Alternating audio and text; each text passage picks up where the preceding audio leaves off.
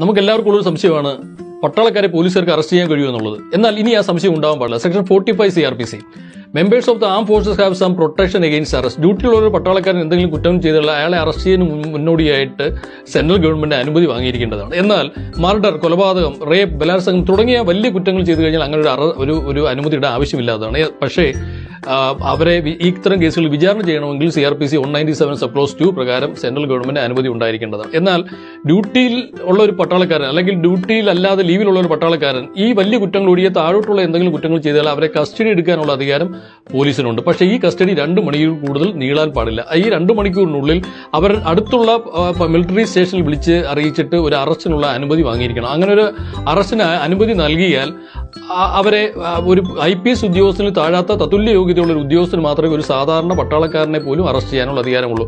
അങ്ങനെ അറസ്റ്റിനുള്ള അനുമതി നൽകിയില്ലെങ്കിൽ അവരെ എത്രയും പെട്ടെന്ന് മിലിറ്ററി പോലീസിന് കൈമാറേണ്ടതുമാണ്. മാത്രമല്ല ഇവരെ ഹാൻഡ് കഫ് ചെയ്യാനും പാടില്ല. ഇത്തരം പല പല ആനുകൂല്യങ്ങളുള്ള പട്ടാളക്കാരെയാണ് നമ്മളെ കിളികളൂർ പോലീസ് സ്റ്റേഷനിലും മറ്റു പല പോലീസ് സ്റ്റേഷനിലും വിളിച്ചു വരുത്തി അകാരണമായി മർദ്ദിക്കുന്ന വീഡിയോകളൊക്കെ നമ്മൾ കാണാറുള്ളത്. അടുത്തൊന്നും ഒരു പട്ടാള ക്യാമ്പ് ഇല്ലാത്തത് ഈ പോലീസുകാരുടെ ഭാഗ്യം.